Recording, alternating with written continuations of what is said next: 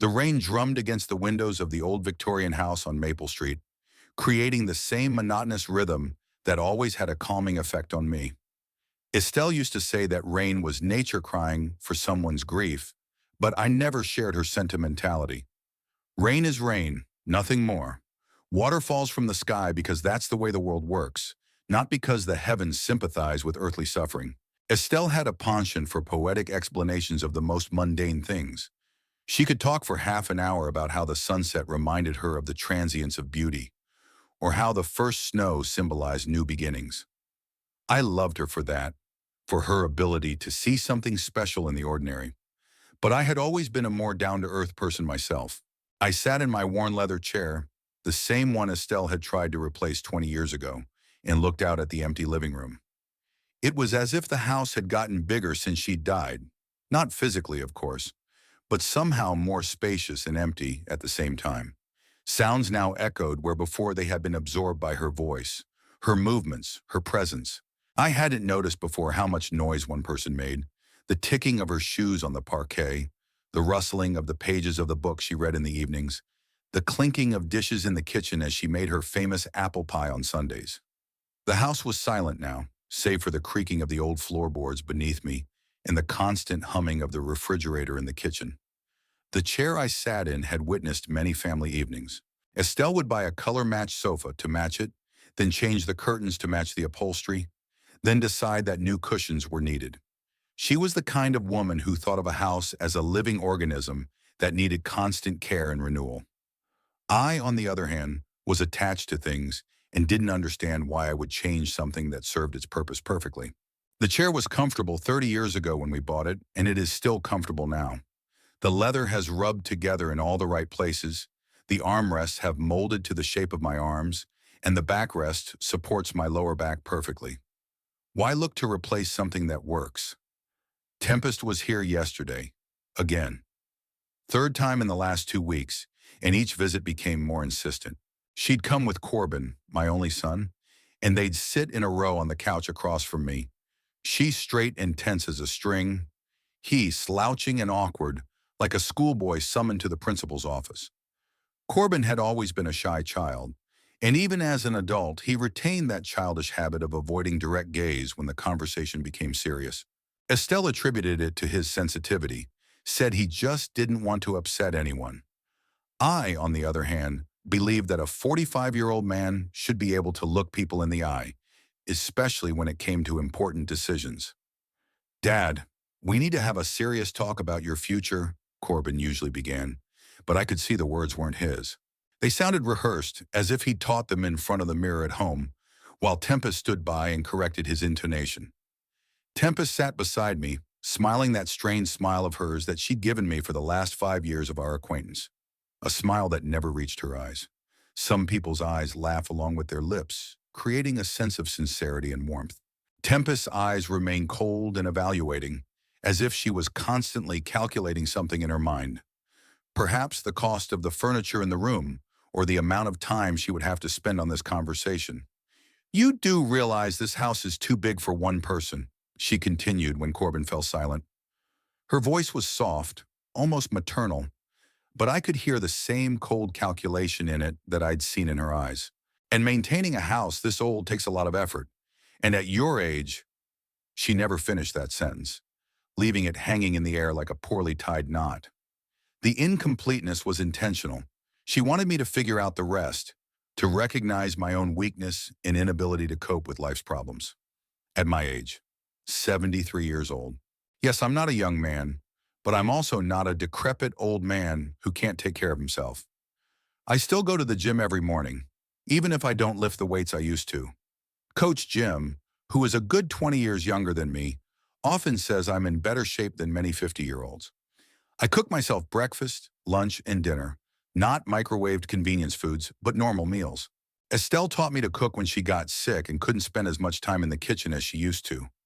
I resisted at first, thinking the kitchen was a woman's territory, but then I found something meditative and calming about cooking. I pay my bills on time, and my bank account is in much better shape than many people half my age. I wash clothes and clean the house. Maybe not with the meticulousness that Estelle did, but enough to live a clean and orderly life. What exactly is it about this that says I need a nursing home? What exactly is it about my infirmity that requires 24/7 supervision in organized leisure time? I fall asleep when I want, wake up without an alarm clock at 7 in the morning, eat what I like, watch TV or read books, meet friends for a game of poker on Thursdays. Where in that schedule is there room for institutional care? But Tempest was persistent. We've been looking at some very good facilities, she said, pulling glossy brochures out of her purse. Her purse was expensive. Leather, clearly out of the pocket of a car service mechanic's wife. Corbin had worked at Tommy Nelson's garage for 15 years, and I knew how much they paid. Where Tempest got the money for such things remained a mystery, but I preferred not to ask too many questions. There's this place in Ridgedale, for example. It's got great staff, organized recreational activities, medical care 24 hours a day. She laid out the brochures on the coffee table as neatly as if she were showing the merchandise to a potential buyer. The pictures showed smiling seniors playing chess, doing aerobics, eating lunch at beautifully set tables. Everything looked so perfect that it seemed unreal. I'd seen real nursing homes when I visited an old buddy there a couple years ago. The smell of disinfectants that failed to overpower the other. Less pleasant scents. The dim lighting in the hallways. The lonely old men who sat in chairs for hours staring at nothing. Nurses who were too busy to stop and talk.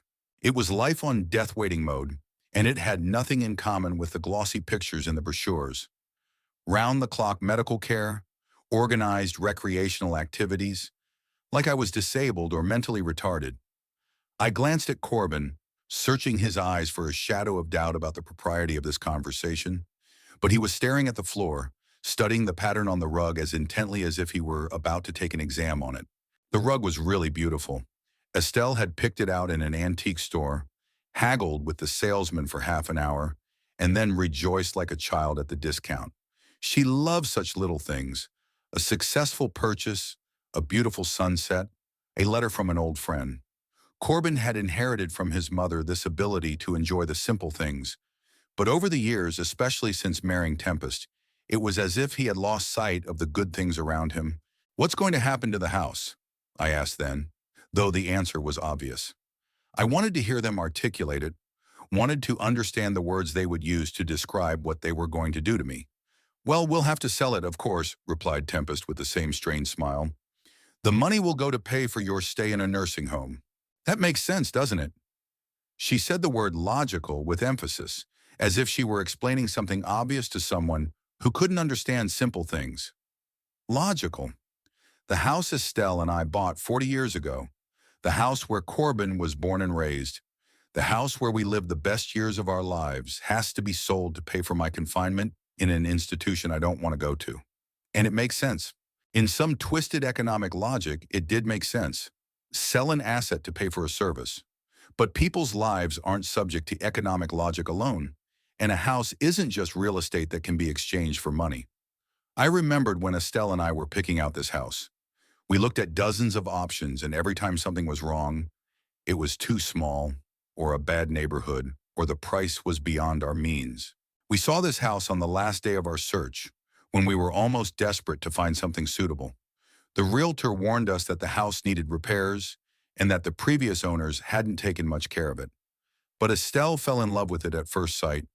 The high ceilings, the carved details on the staircase, the red brick fireplace, the bay window in the living room, the small garden behind the house. "This is where our son will grow up," she said then, putting her hand on her belly. She was only 3 months pregnant, but already knew for sure we were having a boy. Her eyes shone with such joy that I was willing to buy her the whole block if she asked. We took out a 25-year mortgage and spent the first 5 years renovating. I worked in a factory, Estelle worked part-time as a home dressmaker, and every spare penny went to the house.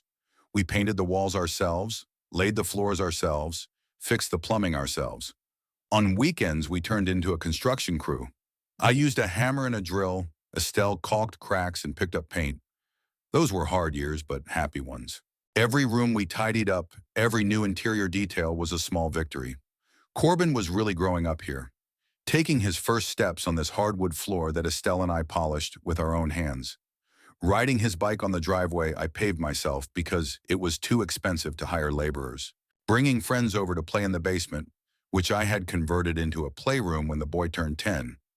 Estelle threw birthday parties for him in the garden behind the house, and the neighborhood kids came in droves because they knew Mrs. Crater would always have enough cake and ice cream for everyone.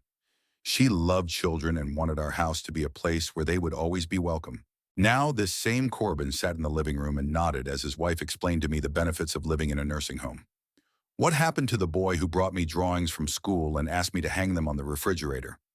What happened to the teenager who spent hours telling me about his plans for the future? Where did the young man who cried on my shoulder when his mother died go? When did he turn into that slouching, avoidant man who agrees to send his father to a nursing home just to avoid upsetting his wife? A lot had changed since Estelle's death, but I didn't notice it right away. At first, the grief was overwhelming, and I didn't know what was going on around me. Corbin came often, helping with the funeral, with the paperwork, with the 1,000 little things you have to do when a loved one dies. Tempest was around then, too, even cooking dinner sometimes, bringing groceries from the store. I thought that grief brought us closer together, that the family grew stronger in the face of loss. Estelle had always said that the death of a parent either destroyed a family or made it stronger.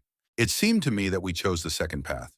But gradually the visits became less frequent, and when they did come, the conversation increasingly centered on my health, the difficulty of maintaining a large house, and the logic of simplifying life.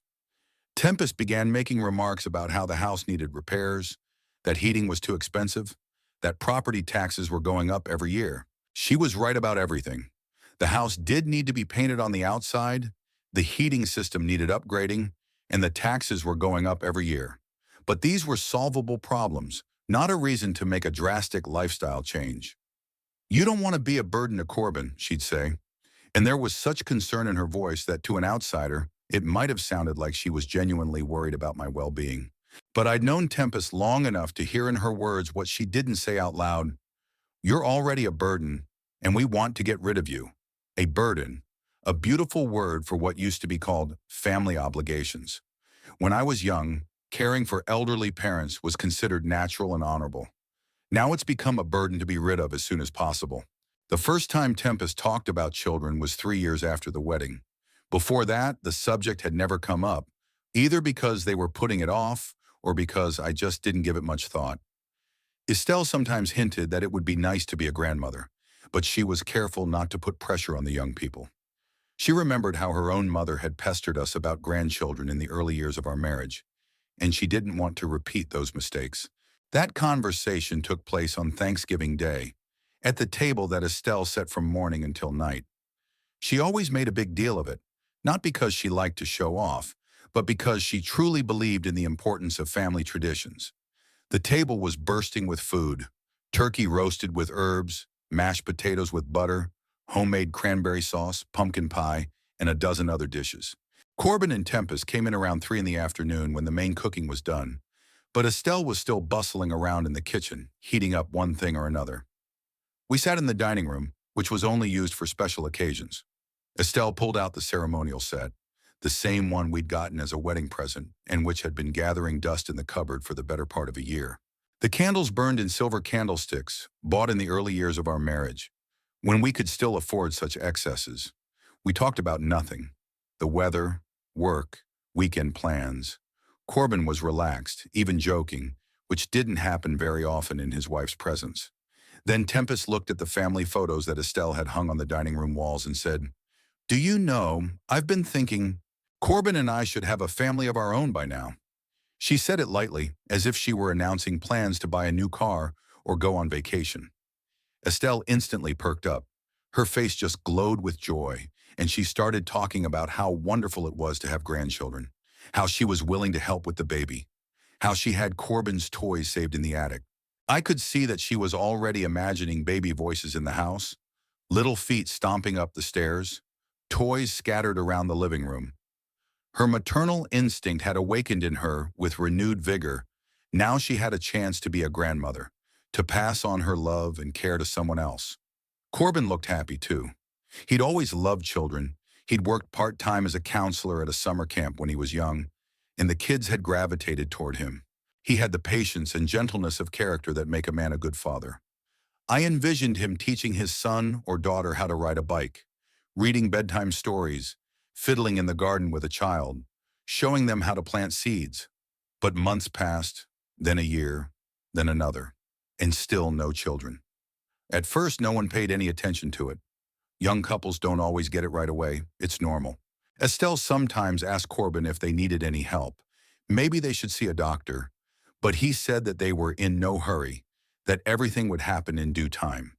And then the hints began. Cautious at first, almost imperceptible. Tempest began to ask about my family history, about the health of my relatives, about whether there were problems with childbearing in our family. I didn't pay much attention to it. Women often worry about such things, it's natural. But the questions became more and more specific. Tempest found out at what age Corbin was born, whether Estelle had miscarried, whether my siblings were born healthy. She dug into our family tree with the tenacity of a genealogist compiling a family tree, only she wasn't interested in our ancestors' accomplishments, but in their medical problems. Estelle answered eagerly at first, thinking she was helping the expectant mother prepare for pregnancy. She told me about her own pregnancy, about how long she and my mother could not understand each other, about the labor which lasted 14 hours. She shared her advice about which doctors to choose, what vitamins to take, how to eat right. Her voice was full of maternal wisdom, a desire to pass on her experience to the next generation. But gradually, Tempest's questions took on a different tone. She began to mention articles she had read in women's magazines about the influence of heredity on fertility. She spoke of friends who had trouble conceiving because of bad genes in their husband's family. She said it casually, as if in passing, but I felt that every word was calibrated and directed in a certain direction. The first open conflict occurred on Christmas Day, when Corbin turned 32. We were sitting in the same dining room, at the same table, but the atmosphere was very different. Tempest looked tense. Corbin was gloomier than usual, and Estelle was fussing more than necessary, trying to lighten the mood. Over dessert, Tempest suddenly said, "You know, Corbin and I have been trying for 2 years to have a baby. The doctors say there's nothing wrong with me. But on the male side—" She didn't finish the sentence, but the meaning was clear. Estelle turned pale. Corbin was staring at his plate, his ears red, a sure sign that he was embarrassed or angry. I felt the irritation building in my chest, not so much because of the information itself, but because of the way it was presented. Why bring such intimate details to a family dinner? Why embarrass Corbin in front of his parents? "What exactly do the doctors say?" I asked, trying to keep my tone calm. Tempest shrugged her shoulders as if it was something insignificant. "Low sperm motility, probably hereditary." The doctor asked if there were similar problems in Corbin's family. Corbin raised his head and looked at me with an expression like he was apologizing for letting his family down. In his eyes, I saw shame, pain, and something else. The fear that his wife might leave him because of this problem. I wanted to hug my son, to tell him that medical problems don't make a person worse, that we would find a way to fix them. But Tempest kept talking, and her words lay between us like a wall. "Sure, modern medicine can do a lot of things, but it's expensive and not always effective. And if the problem is truly hereditary—" She didn't finish again, leaving us to figure out the implications for ourselves.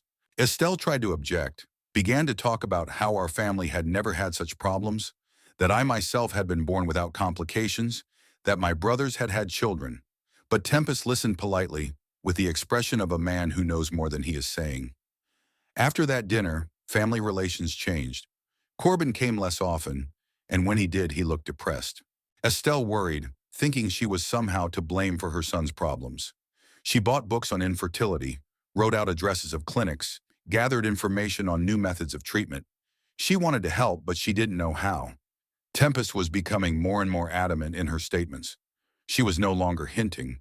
She was saying that Corbin's problems were hereditary. She cited examples from people she knew where bad genes had been passed down from generation to generation. She mentioned studies that supposedly proved a link between the father's age at conception and the health of the offspring. I was 38 when Corbin was born, not too late by modern standards, but Tempest had a point. Gradually, she created a whole theory that the Crater family was genetically inferior. She spoke of it not with anger, but with regret, as if she were stating a sad fact. It was even worse than open hostility. One could defend oneself against aggression, but arguments were harder to find against such pseudoscientific analysis. Corbin took the blame. He stopped joking, became even more withdrawn, began to avoid talking about the future. When Estelle tried to talk to him about treatment, he brushed it off, saying that doctors couldn't guarantee anything, that he didn't want to spend money on useless procedures. In fact, I think he was afraid to find out the truth, afraid that Tempest would be right, that he was really the problem. Estelle tried to protect her son and our family. She brought in medical articles that refuted Tempest's theories, stories of couples who were able to have children after years of trying. But all her efforts crashed against the cold logic of her sister-in-law, who found a counter-argument to every argument. "Of course there are exceptions," Tempest said with a condescending smile. "But why take the risk? Why torture a child when there's a chance he'll inherit his father's problems?" It was a low tactic to use concern for a future child as a weapon against her husband. Corbin could not object to his wife's desire for a healthy baby boy. He could not say that he was willing to turn his problems over to the children. So he remained silent, and Tempest interpreted his silence as agreement with her position. Estelle suffered as she saw the happiness of her only son being destroyed. She blamed herself for not being able to protect him from his wife's reproaches, for not being able to find the right words. At night, I could hear her crying into her pillow, thinking I was asleep. During the day, she tried to be cheerful, but I could see how hard it was for her to pretend. Gradually, Tempest widened her accusations. Now she spoke not only of fertility problems, but also of other hereditary diseases in our family. Mentioned my father's high blood pressure, my aunt's diabetes, my brother's early baldness. Created a picture of a family burdened with genetic problems that would inevitably be passed on to the next generation. Family dinners turned into medical conciliums, with Tempest acting as an expert geneticist.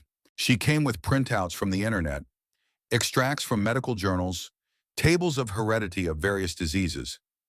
Estelle tried to resist, but she didn't have the medical training to argue with her sister-in-law's pseudo-scientific conclusions. Corbin became increasingly withdrawn. He stopped participating in family conversations, gave one-word answers, went out to smoke on the terrace when the discussion became too heated. I could see that my son was suffering, but I didn't know how to help him. It is difficult for men to talk about such things, especially when it comes to issues that affect their manhood. The subject of children became taboo in our house. Estelle no longer mentioned grandchildren, bought children's toys, or talked about the neighbor's babies.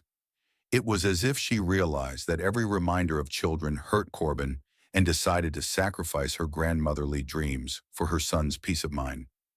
But silence didn't solve the problem. It only drove it deeper, made it more painful. Corbin began to avoid family gatherings, finding excuses not to come to dinners. Tempest would come alone and talk sadly about how upset her husband was, how hard it was for him to accept his inferiority.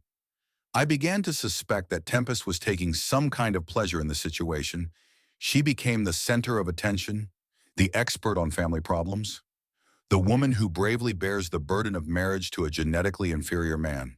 There was a note of theatricality in her accounts of doctor visits, of failed attempts to conceive, of disappointments and hopes, as if she were playing the part of the suffering heroine. They arrived on Tuesday afternoon, when the rain had finally stopped, but the sky was still gray and heavy. I had just finished washing the dishes after a late breakfast and was sitting in a chair with a newspaper when I heard the familiar sound of their car in the driveway. Corbin had always driven old cars that made distinctive noises, the brakes squeaking, the engine banging, the exhaust rattling. Now he had a 10-year-old Honda that he had bought offhand 2 years ago, and it was starting to show its age. I didn't stand up to them like I used to do when they came to visit. The last few months had taught me that their visits were rarely joyful, and I stopped feigning enthusiasm for family gatherings. Instead, I folded the newspaper, set my glasses on the coffee table, and prepared myself for another conversation about my well-being. Corbin walked in first, as always. He looked tired. His eyes were red, like he hadn't slept well, and his shoulders were slumped with the weight of an invisible weight. Working in a car service center had never been easy, but in recent years it had begun to seem especially grueling to him. Or maybe it wasn't the work, but the fact that home was no longer a place of rest and peace. "Hi, Daddy," he said, leaning over to give me an awkward hug. The hug turned out to be formal, the kind of duty hug that unfamiliar relatives give at funerals. Corbin used to embrace me with genuine warmth, to pat me on the shoulder, to ask about my health, or to tell me something funny from work. Now even simple acts of affection were difficult for him. Tempest came in next, took off her light-colored coat and hung it on the back of a chair. She was dressed, as always, impeccably, a dark blue dress that emphasized her figure, but did not look provocative, her hair neatly coiffed, her makeup subtle but skillfully applied. Tempest always looked as if she were preparing for an important meeting, even when she went to visit her father-in-law. Maybe she saw every outing as an opportunity to impress, or maybe she just didn't know how to relax. "Rufus?" She nodded at me with the same smile that never seemed genuine. There was a familiar note of condescending concern in her voice, as if she were talking to an elderly relative who needed special patience and understanding. "How are you doing? How are you feeling?" "I'm fine," I answered briefly. I didn't want to give her a reason to make any more arguments about my age and infirmities. They sat down on the couch across from me, and I immediately sensed they had a plan. Corbin sat on the edge of the couch, ready to jump up at the first opportunity, while Tempest made herself comfortable, clearly expecting a long conversation. She looked around the living room with a slow, appraising gaze, and I noticed her eyes lingering on certain objects: the antique clock on the mantelpiece, the crystal vase on the table by the window, the oil painting Estelle and I had bought in an art gallery years ago. "The house looks different," she said at last. "It's a little empty without Estelle." It was a low blow, and she knew it. Mentioning my late wife in that context should have made me feel guilty for not keeping the house in the state Estelle was used to. Indeed, some things had changed since her death. I didn't buy fresh flowers every week. I didn't change the decorative cushions according to the season. I didn't rearrange the furniture to freshen up the interior. But the house was clean and well-maintained, just less feminine. "The house is fine," I said. "I'm coping." "Of course you're coping," Tempest agreed hastily, but I could clearly hear the "for now" in her tone. "It's just, this house was always full of life when Estelle lived here. She knew how to create an atmosphere." Corbin shuddered when he heard his mother's name. It had always been hard for him to talk about her, especially in the presence of Tempest, who had never hidden the fact that she thought her late mother-in-law was overly sentimental. Estelle really knew how to create an atmosphere. She could turn an ordinary dinner into a feast and a simple walk in the garden into an exciting adventure. The house under her lived a different life, more vibrant and fulfilling. "We are worried about you," Tempest continued, leaning forward with an expression of genuine concern on her face.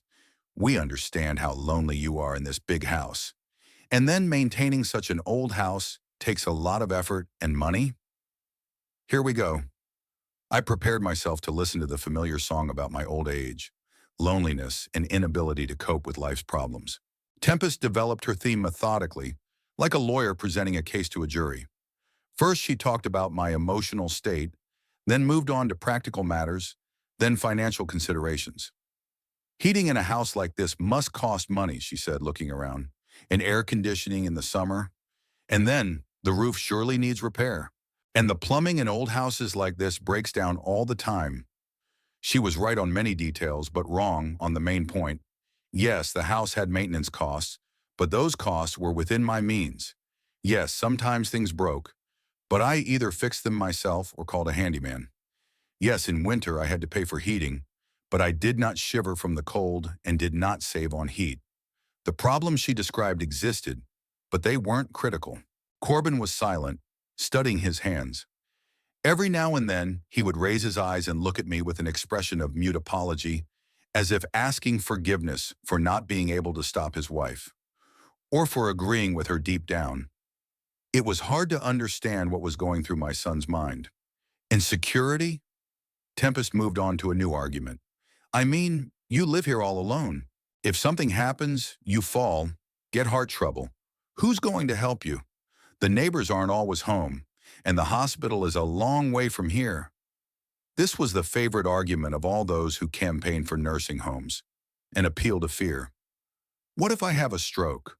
What if I break a leg? What if there's a fire? Life is full of risks, But that doesn't mean you should give up on it. Young people get into accidents too. They get sick too. They fall victim to accidents too. But for some reason, no one suggests they move into special facilities for safety. A nursing home has 24-hour medical staff, Tempest continued. If something happens, help is immediate. And here, she didn't finish the sentence, leaving me to visualize for myself the picture of me dying alone when I would only be found a few days later. It was a beautiful way of persuasion to frighten a man with his own mortality. As Tempest spoke, she continued to study the room. Her gaze slid over the furniture, over the bookshelves, over the family photographs on the table by the window. She looked at everything as carefully as if she were appraising property for auction. She stopped at the expensive things antique clocks, silver candlesticks, first editions of books on the shelves. She spent the most time studying Estelle's portrait above the fireplace. She stood directly in front of it, examining the details, tilting her head to one side or the other as if trying to understand the artist's technique. The portrait was indeed masterfully executed. The artist managed to convey not only the external resemblance, but also the character of Estelle, her softness and at the same time inner strength. A beautiful portrait, Tempest said at last.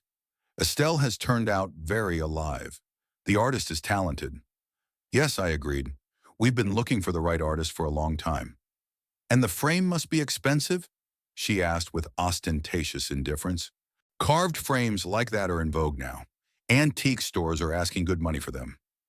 The question sounded strange. Who in his right mind would be interested in the cost of a frame for a family portrait? But Tempest had a knack of framing the most inappropriate questions as if they were perfectly natural. I don't know, I answered. Bought it a long time ago. Can't remember the price. She nodded and continued looking at the portrait. Something about her demeanor was alarming, but I couldn't figure out what it was. Too much attention? Too many questions about the value of things? Or just a general feeling that she saw my house not as a family heirloom, but as a commodity for sale? Corbin, meanwhile, got up from the couch and strolled across the room. He stopped at a bookshelf, pulled out one of the volumes, flipped through the pages without reading. It was his childhood habit. When he was nervous, he needed something to occupy his hands. In school, he'd chewed on pencils. As a teenager, he'd rubbed the edges of his clothes. Now he was thumbing through books or tapping his fingers on the table. How about some coffee? I suggested, more to break the lingering pause than out of a desire to treat my guests. I'd love to, replied Tempest. Let me help you in the kitchen. This was unusual. Usually she preferred to stay in the living room while I made drinks, explaining that she didn't want to be in the way.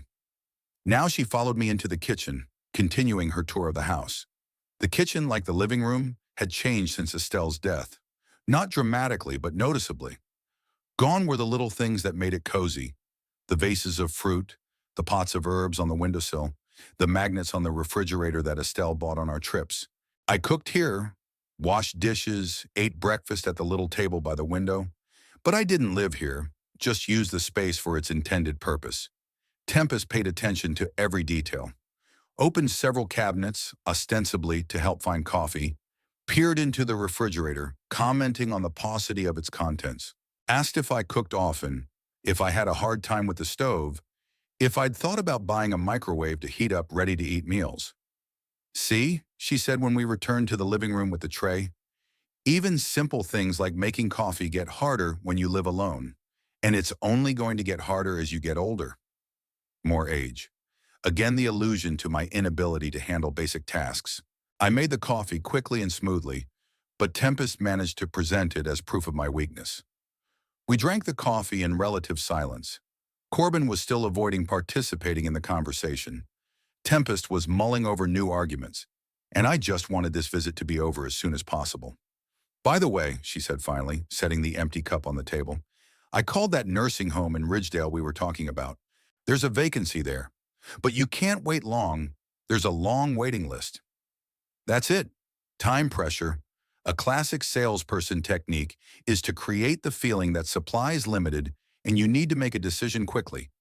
The location is good overlooking the garden, she continued, and the price is quite reasonable when you consider what's included. Meals, care, entertainment. I'll think about it, I said, though there was nothing to think about. Sure, she agreed hastily. Just don't take too long. Places like this take up fast. Tempest stood up and walked over to Estelle's portrait again. For a long time she stared at it, studying every detail. There was something assessing, cold in her gaze. It was as if she were calculating how much the thing might be worth if she sold it along with the house. Estelle was a beautiful woman, she said at last. Too bad she didn't get to see how your life would change. The phrase sounded ambiguous. One could understand it as regret that Estelle wouldn't get to see my happiness in the nursing home, or I could hear it as a threat that it was a good thing my late wife wouldn't see her husband forced to leave home. I said nothing. It was useless to argue with Tempest. She always found a way to twist any word in her favor. Soon they were leaving. Corbin said goodbye as formally as he said hello. Tempest promised to bring new brochures from other nursing homes in case Ridgedale wasn't a good fit. I walked them to the door and watched them get into the car. Tempest was saying something to Corbin, waving her arms, and he was nodding, looking at the steering wheel. She was probably explaining to him how I should have been more persistent in convincing my father, how important it was not to give me time to think. When the car disappeared around the corner, I closed the door and leaned my back against it. The house was quiet and peaceful again, but I didn't feel peace. Tempest's visit had left an unpleasant residue, a feeling that I was being evaluated as a commodity to be sold off as quickly as possible. I returned to the living room and looked at the portrait of Estelle. Her soft eyes were staring at me from the canvas, and I thought I saw a warning in them. But a warning about what? Wednesday was sunny, the first clear day I'd had in a week. I woke up with the intention of going downtown. I had to go to the bank for my annual interest recalculation, then to the doctor's office for the routine checkup I'd been putting off for a month, and lastly to get some groceries at that big supermarket that had better prices than the store closest to home. I usually planned such trips in advance, made a list of things to do, laid out the best route. In my youth, I could easily spend the whole day in the city, moving from one place to another, but now I preferred to organize everything so that I could manage in 3 or 4 hours and return home before evening. It wasn't that I couldn't stand long journeys, it was just that I was used to a measured rhythm of life and didn't like to break it unnecessarily. After breakfast of oatmeal with raisins, the breakfast Estelle considered the healthiest for men my age. I got dressed, grabbed my car keys, and was on my way out when the phone rang. "Rufus, it's Tempest," I heard a familiar voice say. "Am I interrupting?" "No," I answered, though the call was indeed interrupting. Any more and I'd be out of the house, and I preferred to leave my cell phone at home when I drove on business. I didn't like talking while driving and found the phone more distracting than helpful. "Listen, I've been thinking," Tempest continued in the tone of someone who had just come up with a brilliant idea. "What if I came over tonight and helped you with the cleaning? The house is big. It's hard for you to keep it in order by yourself, and I'm free just the same." The offer came out of the blue. Tempest had never volunteered to help with housework before, except for the few weeks after Estelle's death, when she had posed as a caring daughter-in-law. It had seemed natural then, a woman helping her widowed father-in-law cope with grief and household problems. Now the offer seemed odd, especially given her rant yesterday about it being time for me to move into a nursing home. "Thanks, but no thanks," I said. "I'm doing fine." "Oh, come on," Tempest didn't back down. "I'm not having a hard time at all. I've got the day off today. Corbin's at work. Nothing to do at home. I'd rather help you than sit around and be bored." Tempest's day off. I knew she worked at some insurance company's office, but I had no idea exactly what she did. Corbin had mentioned once that she had a responsible position, good pay, flexible hours. Perhaps it was because of this job that she could afford expensive purses and frequent trips to the hair salon. "Really, you don't have to," I repeated. "The house is in normal condition." "Of course it's normal," she agreed, but I could hear the familiar "but" in her voice. "It's just that a woman's eye sometimes notices things a man misses. You know how Estelle liked everything to shine. She'd want the house to look perfect." Estelle again. Again the attempt to make me feel guilty for not living up to my late wife's standards.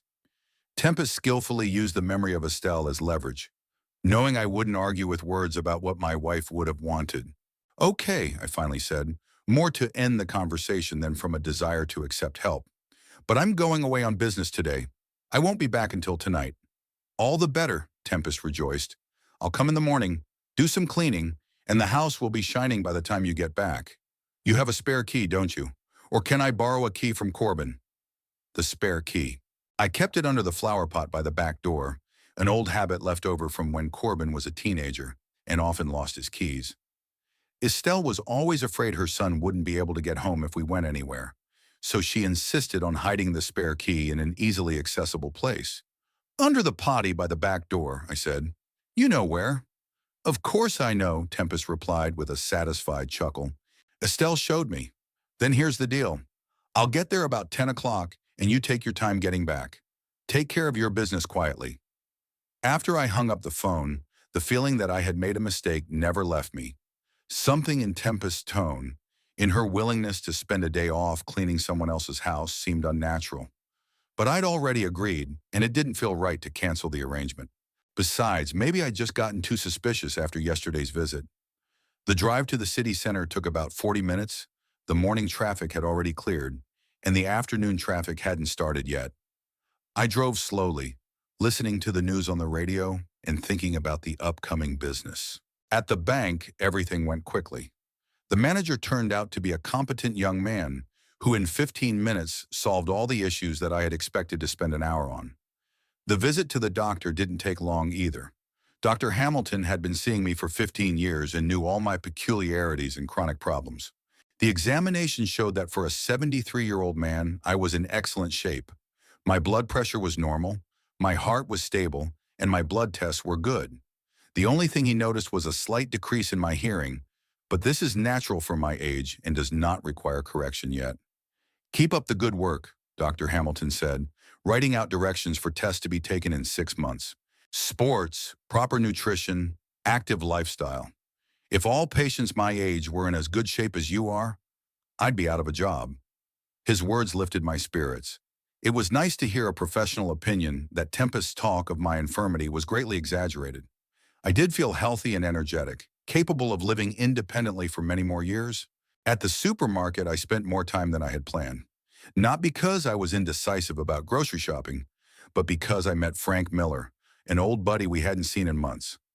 Frank was widowed last year, and we exchanged experiences of living independently. It turned out that he, too, faces pressure from children who think it's dangerous for an elderly person to live alone. My daughter sends me brochures from nursing homes every week, Frank told me as we stood at the meat counter. Says it's for my own good. She lives 3 hours away from here and visits me once every 2 months. His story sounded familiar. Children who live their own lives but feel entitled to decide the fate of their parents. Care that turns out to be a desire to get rid of the hassle. Love, which is expressed in the desire to put old people in institutions. We talked for almost an hour, and when I finally got to the cash register, the time had already passed 3 in the afternoon. The return trip took the same amount of time as the morning drive, so I arrived at the house about 5:30 in the evening. Already from a distance, I noticed that there were lights on in several rooms. Tempest must have really taken cleaning seriously. There was no sign of her car, but she could have parked on the other side of the house or gone shopping for the house. I went up on the porch, pulled out my keys, and unlocked the front door. The hallway smelled like floor cleaner. The odor was intense, as if Tempest had used much more detergent than was needed. Tempest? I called out, setting the grocery bags on the floor. There was no response. Perhaps she was upstairs or couldn't hear because of the vacuum cleaner running. I made my way to the kitchen to spread out my purchases and noticed that things looked unusual there too. Not that it was dirty or untidy. On the contrary, too clean. The cupboards were open and closed again, but not quite the way I'd left them. Dishes in the drying rack stood differently. Little things that only someone who uses the kitchen every day and is used to a certain order could notice. I went up to the living room and saw that something had changed here too. The books on the shelves were shifted, as if someone had been going through them. The cushions on the couch weren't where I'd left them that morning. The coffee table was turned slightly, a few centimeters, but I noticed because it usually stood strictly parallel to the couch. Tempest, I called louder, and this time I heard footsteps upstairs. A moment later, she came down the stairs looking slightly disheveled. Her hair, which must have been neatly styled in the morning, was now disheveled. Drops of sweat glistened on her face, and dust stains were visible on her clothes. "Oh, you're back already," she said with a smile that seemed somewhat strained. "I didn't hear you arrive. I was upstairs doing bedrooms." "Bedrooms?" My bedroom and Corbin's former bedroom, which now served as a guest room. Why did she need to clean there? I kept those rooms clean and tidy, dusting regularly, changing the bedding every week. How'd it go? She asked, coming down to the living room. I hope you got everything done in time. Yes, thank you, I replied, continuing to look around the room. Did you had time to do much? Oh, yes, Tempest perked up. Dusted everywhere, mopped the floors, vacuumed the carpets. Estelle would be pleased.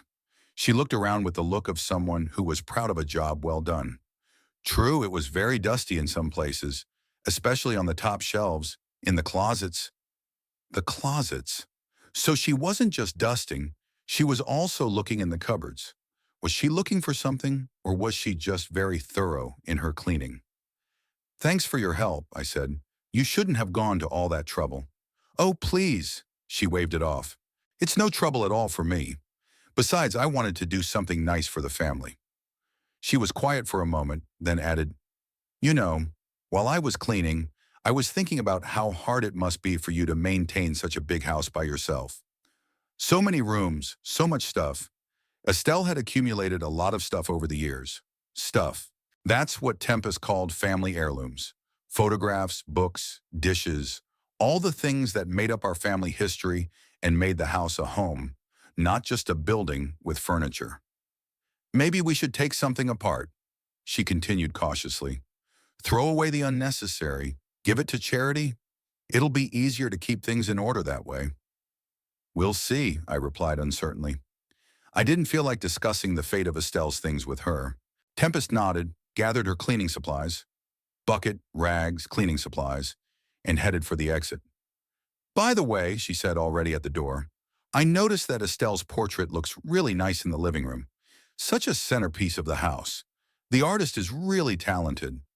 She was talking about the portrait again. Yesterday she looked at it for a long time too, asking about the frame. What was so special about it? Or was she just trying to be polite, complimenting her late mother-in-law's memory? After Tempest left, I walked slowly through the house, assessing the results of her work. It was very clean indeed. But along with the cleanliness came the feeling that someone else had been going through my things, looking in places not meant for prying eyes. The feeling was especially strong in the bedroom. Everything looked right here, but it felt wrong. The dresser drawers were closed but not quite tight. The closet door stood at a slightly different angle. The books on the bedside table were in the wrong order. I opened the top drawer of the dresser where I kept my papers and saw that the folders were rearranged. Not chaotically, but neatly, but not in the order I'd left them. Someone had obviously been revisiting the contents of the drawer and then diligently restoring it to its original appearance. The closet, too, showed signs of someone else's presence. The boxes on the top shelves stood a little differently, things hanging differently than usual. It was as if someone had been looking for something specific, but hadn't found it. What was Tempest looking for in my house? Money? Jewelry? Documents? Or was she just studying the furnishings, appraising the property before the house was sold? Going down to the living room, I took another close look around the room. Estelle's portrait hung in its place, but there was something wrong with it too. Not the portrait itself, the way it hung. The frame was a little askew, as if someone had touched it and then hung it back up, not very carefully. I moved closer and adjusted the frame. As I did so, I noticed that there was less dust behind the portrait than there should be. Tempest had obviously taken it off the wall while cleaning it. But why? To wipe the dust behind the frame? Or did she have other reasons? The sense of unease was growing. Tempest had been in my house all day, having access to all the rooms, to all the things. And now I realized that the cleaning was just an excuse. The real purpose of her visit was something else entirely. Tempest returned the next day when I left for the gym. She had no warning of her visit, but she had a key that she had taken the day before and not returned. I only learned of her arrival because neighbor George Taylor mentioned that he had seen an unfamiliar woman entering my house around noon. Tall, dark-haired, he described, watering his roses over the fence. Thought maybe you had company. Didn't want to bother you. George was the kind of neighbor who notices everything going on around him, but rarely interferes in other people's business. He lived next door for 20 years, knew our whole family, but we only communicated through the fence while gardening. A good man, unobtrusive, the kind of person you can rely on in a difficult moment. Sister-in-law, I explained briefly, not wanting to go into details. George nodded understandingly. At his age, people already know that family relationships can be complicated and don't ask too many questions. I walked into the house around 3 in the afternoon, after the gym and a short walk in the park. The front door was locked, but I could smell the faint odor of someone else's perfume in the air again. Not the detergent I'd smelled yesterday, but specifically Tempest perfume. A subtle but recognizable scent that she wore all the time and which always seemed too intrusive for daytime to me. The hallway looked ordinary, but I'd learned to notice the little things that gave away the presence of an intruder. The rug by the door had been moved a couple of inches. The umbrella in the stand stood at a different angle. Minor details that a normal person wouldn't notice. But when you expect a trick, you start to pay attention to everything. The kitchen was intact. I guess Tempest never went in there. But in the living room, I could sense something had changed. Not dramatically, not obviously, but it was as if someone had moved the furniture a few centimeters apart. The room looked almost the same as usual, but the energy of the space was different. The first thing I noticed was that the chair by the fireplace had been moved closer to the mantelpiece. Normally, I'd set it up so I could read comfortably by the light of the lamp, but now it was at an angle, as if someone was sitting in it, looking at something on the wall above the fireplace. Estelle's portrait hung in its place, but the frame was turned a little to the left. I'd corrected it yesterday, remembering exactly how it should hang. Now it was skewed again, and in the other direction. Someone had definitely taken the portrait down and put it back up, but they had done it hastily without due care. I stepped closer and examined the frame closely. It was a really beautiful thing. Carved wood, gilded, the work of a craftsman who knew his craft. Estelle and I had ordered it especially for the portrait, and we wanted it to match the quality of the painting. The artist recommended us a baguette shop that made exclusive frames for paintings, and we didn't spare the money. There were barely visible fingerprints on the gilding. Fresh, obviously not mine. I always wiped the frame with a soft cloth when I dusted it, and I never picked it up with my bare hands. The marks were in the places where the frame is most easily lifted, on the sides closer to the top corners. There was a thin streak of dust under the portrait on the mantelpiece. Not much, but enough to know that the frame had been there for some time, while the portrait had been hanging. So someone hadn't just taken it down for a few minutes to wipe it down, but had kept it there long enough for the dust to settle on the shelf. I carefully removed the portrait from the wall and set it on the mantelpiece, leaning it against the wall. Behind it, where the painting usually hung, the wallpaper was lighter naturally. The sun hadn't faded it over the years. But that wasn't what interested me now. The wall behind the portrait was plain, the same wallpaper with a small floral pattern that Estelle had chosen for the living room 10 years ago. No features, no hiding places, no secret compartments, just a wall. But then why was Tempest so persistently interested in this particular portrait? Yesterday and the day before, she had examined it with some special attention, inquiring about the cost of the frame, and today she had clearly taken it off the wall. What was she looking for? I took the portrait in my hands and scrutinized it from the back. The canvas was stretched over a wooden stretcher, as it should be. In the corner was the artist's signature and the date, the 2022nd year we'd commissioned the portrait. No features, no additional details. But wait, there was something wrong in the lower right corner of the stretcher. The wood looked a little different in that spot, as if it had recently been touched, scratched, or picked. I looked closely and saw thin lines I hadn't noticed before. Not random scratches from time, but clearly made by some kind of tool. With a fingernail or a thin knife, someone had tried to undermine the edge of the canvas where it was attached to the stretcher. The attempt was inept. The canvas was not damaged, but the marks were left on the wood. Someone thought there might be something behind the canvas. I gently probed the spot with my fingers. The canvas was stretched tightly, the fasteners held securely, but in the process of stretching, a small cavity had formed between the canvas and the stretcher. Natural for such paintings. It was theoretically possible to hide something there, though I didn't remember that Estelle and I had ever hidden anything behind a portrait. Estelle might well have put something there without my knowledge. She loved little secrets, sweet, feminine tricks. She could hide a birthday card she was preparing for my birthday, or a letter from an old friend she wanted to read at leisure.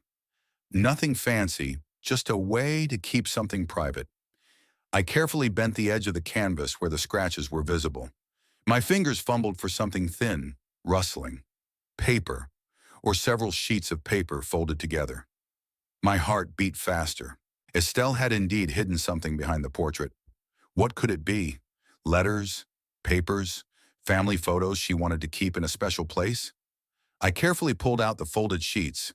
There were 3 or 4 of them, folded in half and stapled together. On the first sheet, I saw the logo of a medical clinic and realized they were medical documents of some sort. Dr. Sinclair's Reproductive Health Clinic, I read aloud. Below it was the patient's name, Tempest Iris Crater. Date of examination, February 15th, 2019. Tempest. Tempest's medical records, hidden by Estelle behind her portrait. Why did my wife keep her daughter-in-law's medical records and why hide them? I unfolded the papers and began to read. It was a gynecologist's report after a comprehensive examination. The medical terminology was difficult to understand, but the general meaning became clear as I read. The patient complained of inability to become pregnant during 2 years of active sexual activity. I read the first paragraph.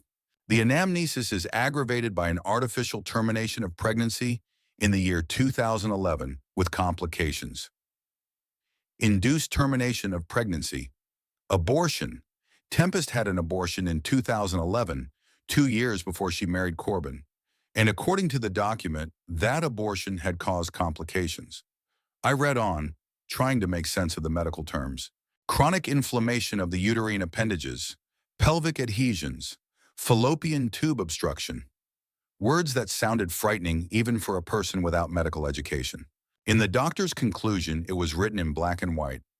Natural pregnancy is impossible due to complete obstruction of the fallopian tubes as a result of inflammatory process that developed after artificial termination of pregnancy in 2011 years. Impossible. Tempest would never be able to get pregnant naturally because of complications from an abortion she'd had when she was young. And she'd known this since 2019, but she'd never told anyone. Beneath the medical report was another document, a handwritten letter on the same clinic's letterhead. The handwriting was feminine, neat. Dear Mrs. Crater, the letter began, this is Susan Porter, a nurse at Dr. Sinclair's clinic. We met a year ago at my sister Mary Wood's birthday party. You may remember, I have been working with Dr. Sinclair for 15 years and know all the patients at the clinic well. Susan Porter. The name sounded familiar. Estelle had mentioned some Susans she'd met through mutual acquaintances, a nurse who worked in a private clinic and told interesting stories of medical practice. I thought long and hard about whether to write to you, the letter continued, but decided that you have a right to know the truth. Your sister-in-law, Tempest, was a patient at our clinic in February 2019. She was treated for infertility and was given a report that she could not conceive naturally. The nurse went on to describe Tempest's diagnosis in detail, explaining medical terms in plain language. She wrote that fallopian tube obstruction is a judgment for a woman who dreams of a natural pregnancy. Only assisted reproductive technologies are possible, and that with a very low chance of success. I know your family is having problems because of the lack of children, Susan wrote at the end of the letter.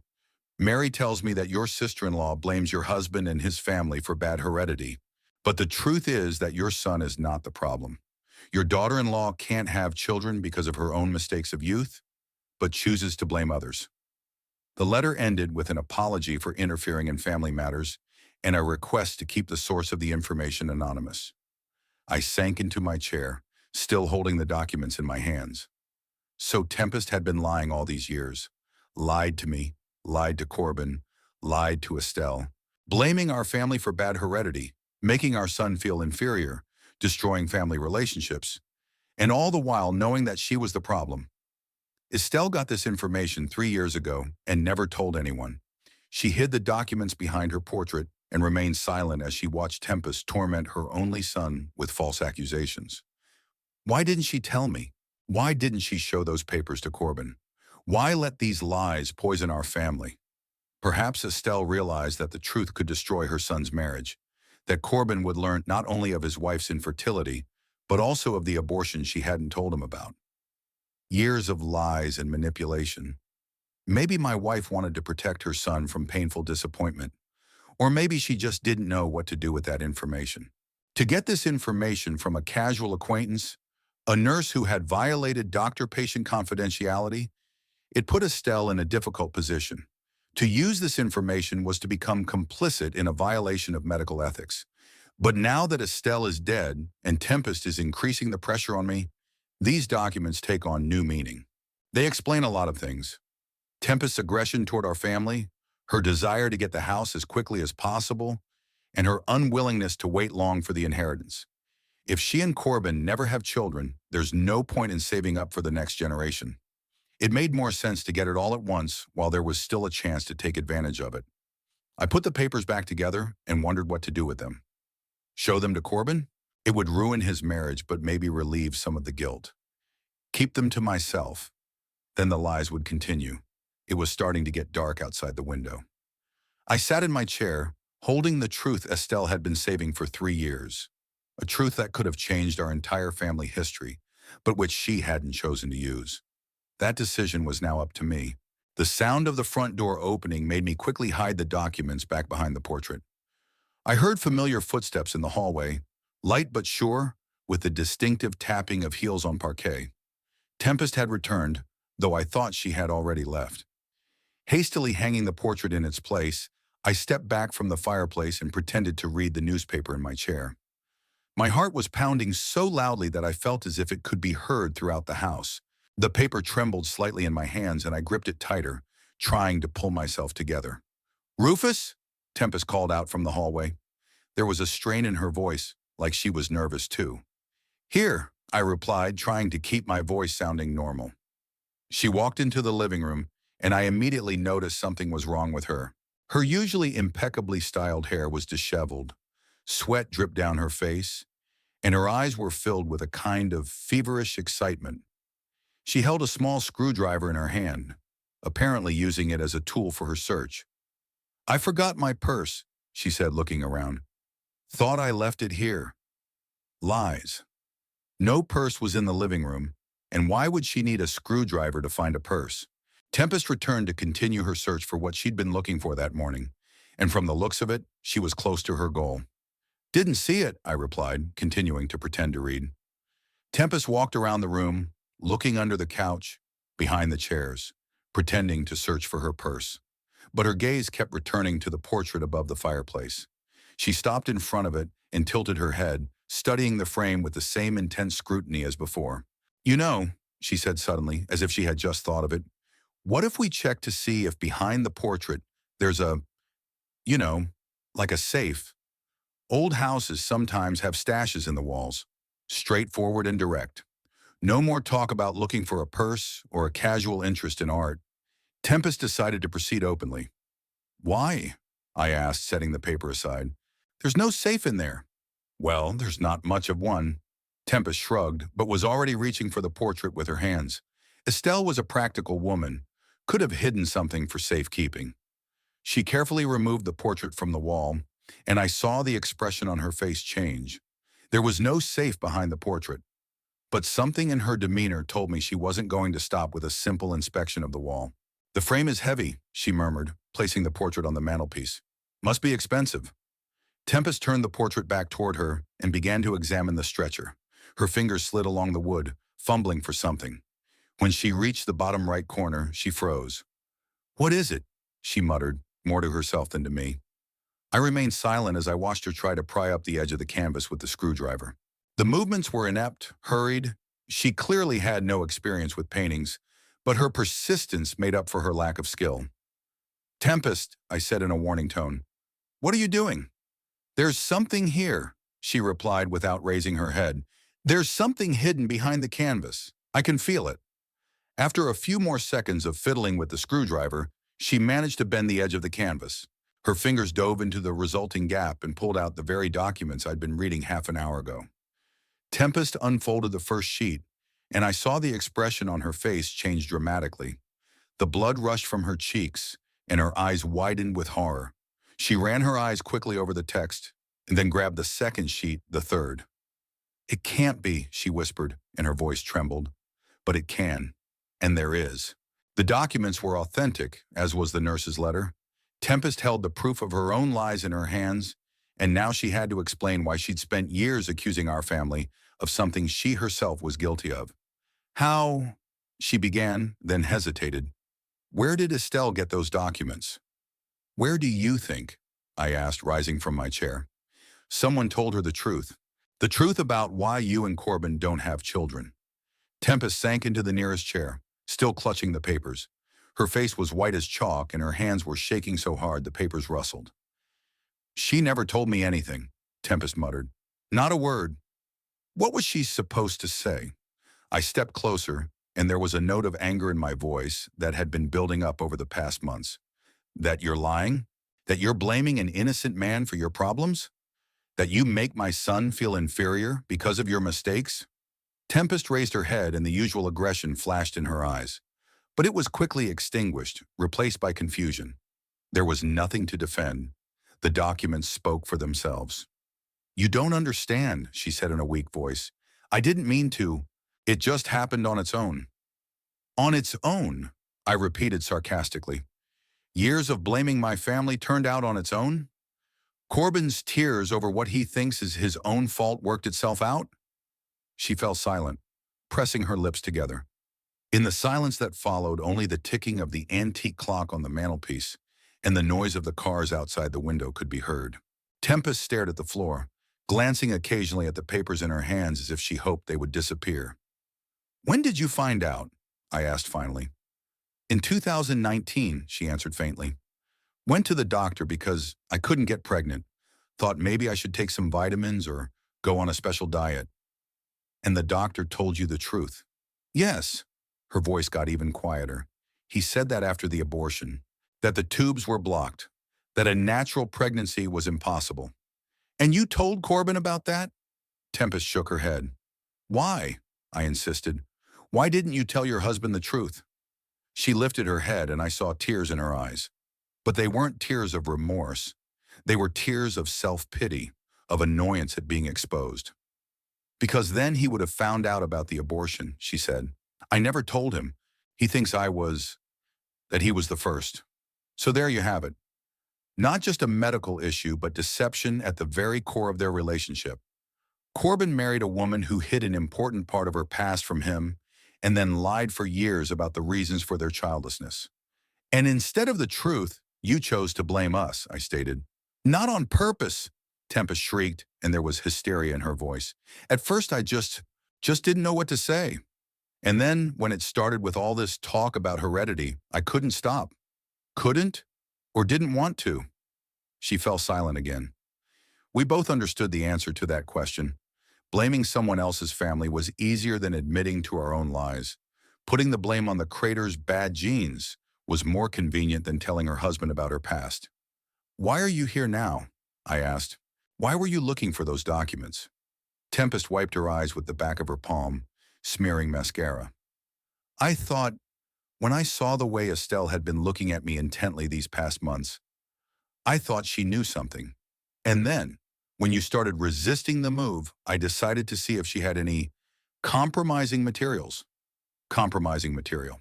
She was afraid I'd use the truth against her to protect myself from being forced into a nursing home, and she was right. Those documents were really changing the balance of power in our family. What are you going to do? Tempest asked, and there was fear in her voice. That was a good question. What was I going to do with this information? Show it to Corbin and ruin his marriage? Or keep it to myself and use it as a defense against pressure? I don't know, I answered honestly. But one thing I do know for sure. No one will ever again accuse my family of something that isn't our fault. Tempest nodded, still clutching the papers. She realized that her position had changed dramatically. No longer was she dictating terms and forcing the move. Now I had a weapon against her lies. Rufus, she said in a pleading tone, please don't tell Corbin, not right now. It would ruin him. What do you suggest? I asked. Continue the lie? No, I'll tell him myself, when I find the right moment, the right words. I grinned. 5 years you've been looking for the right words, and you haven't found any. Give me time, she begged. Just a little time. Time. Everyone asks for time when their lies are exposed. But time only makes the problem worse, makes the truth even more painful. Okay, I said finally, but on one condition. Tempest lifted her head expectantly. No more talk of the nursing home. No more hints that I'm not doing well. And no more accusations against our family. She nodded quickly, several times in quick succession. Yes, of course. Of course. I won't do it again. One more thing, I added. The key to the house. You're not coming here uninvited again. Tempest reached into her pocket and pulled out the key. She placed it on the coffee table, as if she were parting with something very valuable. May I? Can I take these documents? She asked timidly. Why? To destroy them, so no one else will find them. I shook my head. The documents stay in my possession, as a reminder that the truth has a way of surfacing. Tempest rose from her chair on unsteady legs. She looked as if she'd aged several years in the last half hour. The confidence and aggressiveness that had been her usual state had evaporated, leaving a confused woman who feared exposure. I'll go, she said quietly. Go, I agreed. She reached the door, then turned around. Rufus, what if Corbin asks why we're not talking about moving anymore? You'll say you changed your mind, I replied. That I've decided everyone has the right to live their life as they see fit. Tempest nodded and walked out. A moment later, I heard the sound of a car starting up, then the noise of the engine moving away. I was alone in the house I'd almost lost to lies and manipulation. I was holding the documents Estelle had kept for 3 years, not knowing what to do with them. Now that decision lay with me. I looked at the portrait of my wife, which hung in its place again. Her soft eyes looked up at me from the canvas, and I thought I saw relief in them. At last, the truth was no longer a secret hidden behind the painting. At last, the family lie had a name and an address. But what to do with that truth next was my responsibility. Corbin came alone 3 days later. I expected Tempest to try to stop him, to find some excuse for not visiting his father. But he showed up on the doorstep on Saturday morning while I was watering the flowers in the garden, the same roses that Estelle had planted, and that I continued to grow in her memory. The son didn't look well. Slim, with dark circles under his eyes, he looked like someone who hadn't slept for a long time or had been under a lot of stress. His clothes hung in a bag. He must have lost weight recently. His gait was uncertain, and when he said hello, his voice sounded hoarse. Hi, Dad, he said, stopping at the gate. Can I come in? Sure, I replied, turning off the hose. Come on in the house. We walked through to the living room, and I noticed Corbin looking around as if seeing this house for the first time. His gaze lingered on the portrait of his mother above the fireplace, then slid over the familiar furniture, the books on the shelves, the family photos. There was something akin to nostalgia mixed with pain in his eyes. You want coffee? I offered. Yes, thank you. He nodded, sinking down onto the couch. While I made coffee in the kitchen, Corbin was silent, didn't turn on the TV, didn't leaf through magazines, just sat staring out the window. When I returned with the tray, he was still sitting in the same pose, immersed in his thoughts. How's it going? I asked, setting the cups on the coffee table. Corbin took the cup but didn't drink, just held it in his hands, warming his palms. Dad, he said finally, there's something I need to tell you. His voice had the determination of a man who had long prepared for a difficult conversation. I sat down in my chair and prepared to listen. Tempest confessed everything to me, Corbin continued without raising his eyes. Told me about the medical records, about you finding them, about how she'd been lying all these years. So she finally decided to tell the truth. Either her conscience spoke, or the fear of what I might tell first made her act. And what do you think about it now? I asked cautiously. Corbin lifted his head, and I could see the pain in his eyes that he was trying to hide. I think I've lived in a marriage with a stranger, he said bitterly. 5 years. 5 years I believed that I was the problem, that I had failed my wife, that our family was genetically flawed. And it turns out, he didn't finish the sentence, but I understood. Turns out he was suffering because of other people's lies. He felt guilty about something that wasn't his fault, letting his wife ruin his relationship with his parents over a made-up problem. The worst part isn't that she had an abortion, Corbin continued, taking a sip of coffee. People make mistakes, that's normal. The scary part is that she lied to me for years, and not just lying, turning everything upside down, blaming us for what she herself had done. I was silent, realizing that my son needed to talk. He needed to say out loud what had accumulated over the years of unfair accusations. I remember Mom crying, Corbin said, his voice shaking. How she tried to find information about fertility treatments, collecting clinic addresses, thinking it was her fault, yet that she'd passed some bad genes on to me. And I let Tempest say those things. Didn't protect my mom. You didn't know the truth, I said softly. Couldn't protect against what seemed like fact. Should have known, Corbin repeated stubbornly. Should have sensed his wife was lying.